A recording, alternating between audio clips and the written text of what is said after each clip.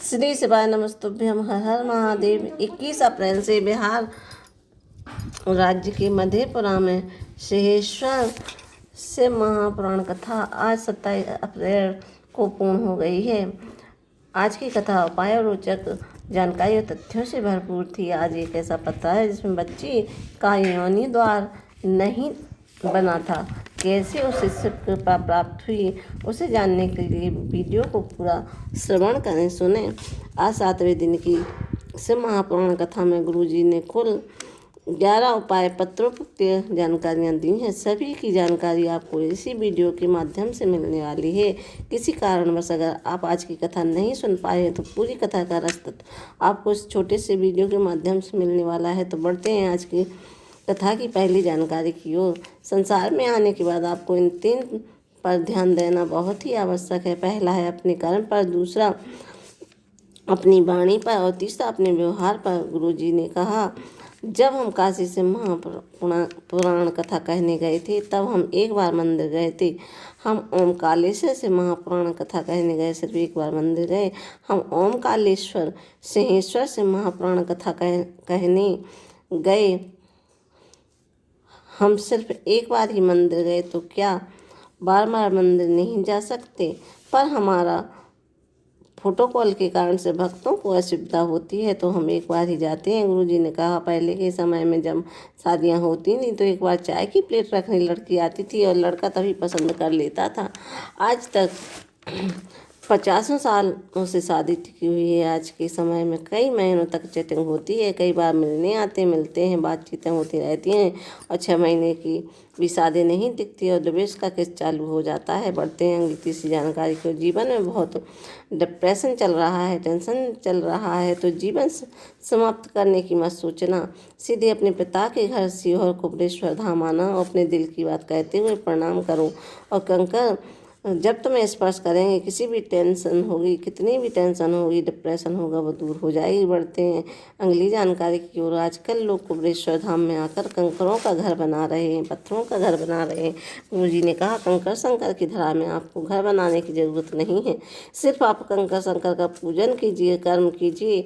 वो चाहेगा तो घर क्या, जो तुमने सोचा भी नहीं होगा वो सब प्रदान कर देगा। बढ़ते हैं अगली जानकारी की ओर। गुड्डी जी पत्र लेकर आई, संतान नहीं थी, 10 साल हो गए थे। सफ़ेद आंकड़े की जड़ का प्रयोग किया और पशुपतिनाथ का व्रत किया, संतान सुख हुआ है, उसी का आभार व्यक्त करने आए हैं। बढ़ते हैं अगली जानकारी की ओर। गुरुदेव शर्मा जी पत्र लेकर आए। 10 साल से नौकरी का प्रयास कर रहा था। मेरे बेटे को मंदिर जाने को कहा, बेलपत्र में शहद लगाने को कहा, 4 गुना मेहनत करना शुरू की और पंडाल में बैठकर कथा सुनी। हमने झारखंड की कथा सुनने की सोची पर हमें बैठने को जगह नहीं मिली। हमने बाहर खड़े होकर कथा सुनी तथा पंडाल की मिट्टी अपने माथे पर लगा ली थी और समय निकला, बेटी की नौकरी लग गई, उसी का आभार व्यक्त करने आए हैं। बढ़ते हैं आज की कथा की 7वीं जानकारी की ओर। राजकुमार जी पत्र लेकर आए, 1 लोटा जल और रात्रि के 9:15 वाला जो उपाय है उसका वर्णन करना चाहेंगे। और मेरे पिताजी लीवर की समस्या से परेशान थे और खांसी बंद नहीं हो गई थी। डॉक्टर को दिखाया, डॉक्टर ने कहा अंदर गांठ हो गई है और वो हट गई है। तब हॉस्पिटल की नर्स के कहने पर दौड़कर मंदिर गए, उससे पर चढ़ी बेलपत्र उनके पास रख दी और साथ ही 9:15 वाला उपाय किया। आज मेरे पिताजी पूरे तरीके से ठीक है, कथा पंडाल में बैठकर कथा सुन रहे हैं, उसी का आभार व्यक्त करने आए हैं। अब जिन लोगों को नहीं पता कि रात्रि के 9:15 वाला उपाय क्या है तो वह सुने। जब कोई बहुत अधिक बीमार होता है, वेंटिलेटर तक पहुंच जाता है, इस स्थिति में रात्रि को 9:15 वाला उपाय किया जाता है। इसमें आपको 1 गिलास जल की आवश्यकता होती है। इसमें 1 आंवला डालना होता है। यदि आंवला नहीं है तो आंवले के वृक्ष की पत्ती को डाल दिया जाता है और वो जल शंकर भगवान को शिवलिंग पर चढ़ाया जाता है। ये उपाय आप घर पर भी कर सकते हैं, मंदिर जाकर भी कर सकते हैं। क्या करना है, 9:15 पर इसके बाद जो जलाधारी से जल आ रहा होता है वो जल को ले लिया जाता है, झेल लिया जाता है और रोगी को लगा दिया जाता है। ऐसा करने कितनी बड़ी रोग से ग्रसित क्यों ना हो, वेंटिलेटर पर ही क्यों ना हो, उसे आराम मिलने लग जाता है। बढ़ते हैं आज कथा की अगली जानकारी। एक विशेष पत्र आया है जिसमें बेटी का दुख सुनिए। नीना देवी जी पत्र लेकर आई।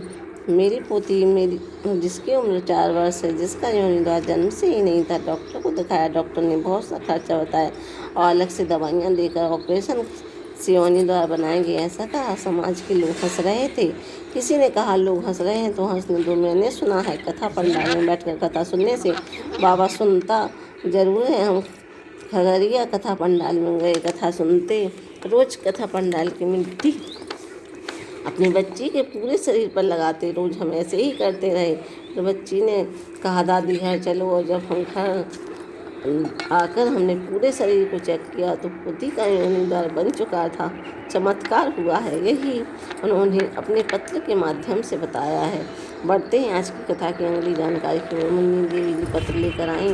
मेरी छोटी बेटी को पीठ के दाहिने ओर दर्द हो रहा था। जब कई जगह दिखाया तो पता चला कि 4th स्टेज का कैंसर है। कीमो की बात हुई, कीमो लगने लगी, शरीर में बहुत पीड़ा होती थी। डॉक्टर ने भी कह दिया कमजोर शरीर है, अब कीमो नहीं दे सकते। तब बड़ी बेटी ने आपकी कथा के बारे में बताया। कहा गुरुजी पशुपतिनाथ के बारे में बता रही हो, ऐसा लग रहा है सब बोल रहे हैं। पशुपतिनाथ व्रत किया, सीहोर जाकर रुद्राक्ष लेकर आए, रोज शिवलिंग पर जल अर्पित करते और आचमन करते। डॉक्टर की दवाइयों के साथ जल का आचमन किया, इलाज जारी रखा और 2025 आ गया। बाबा से ने उसकी सभी रिपोर्ट नॉर्मल कर दी है। उसी का आभार व्यक्त करने आए हैं। आज से महापुराण कथा में बाबा ने गुरुजी से पूरी पशुपति व्रत विधि बताई है। 5 सोमवार पशुपति नाम व्रत रखे जाते हैं और 5वें ही सोमवार पशुपतिनाथ व्रत उद्यापन किया जाता है। पहले व्रत की पूजा जो जहाँ जिस मंदिर में की जाती है, तो जो 5 सोमवार के व्रत पूजा है उसी मंदिर में ही करनी चाहिए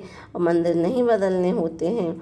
उसी मंदिर में 5 व्रत की पूजा अर्चना करी जाती है। सुबह के समय आपको जल अर्पित करना है और शाम के समय 6 दीपक और प्रसाद लेकर जाया जाता है, जिसमें शिवलिंग के सामने भोलेनाथ के सामने प्रसाद 3 हिस्से किए जाते हैं और 6 दिए में से 5 दिए प्रज्वलित करने होते हैं और 1 दिया वापस थाली में रखना होता है।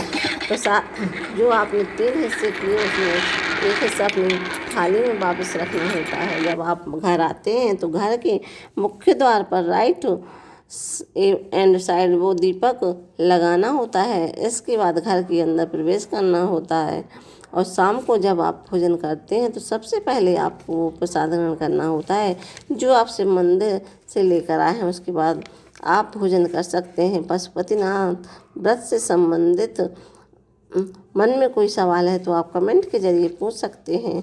बढ़ते हैं अगली जानकारी की ओर। इस कथा के बाद गुरुजी की जो अगली से महापुराण कथा है वो 1 मई से 7 मई राजस्थान में होगी, जिसका एड्रेस प्रकार है विद्याधर नगर स्टेडियम, ईसा गौरा से महापुराण कथा का नाम रहेगा। फिर इसके बाद 11 मई से 17 मई गुमना झारखंड में से महापुराण कथा होगी। शिव की बेटी इससे महापुराण कथा का नाम रहेगा। वीडियो अगर आपको थोड़ा सा भी उपयोगी लगा हो, पसंद आया हो तो वीडियो को लाइक करें, कमेंट करें। कमेंट में श्री शिवाय नमस्तुभ्यम जरूर लिखें। श्री शिवाय नमस्तुभ्यम। हर हर महादेव।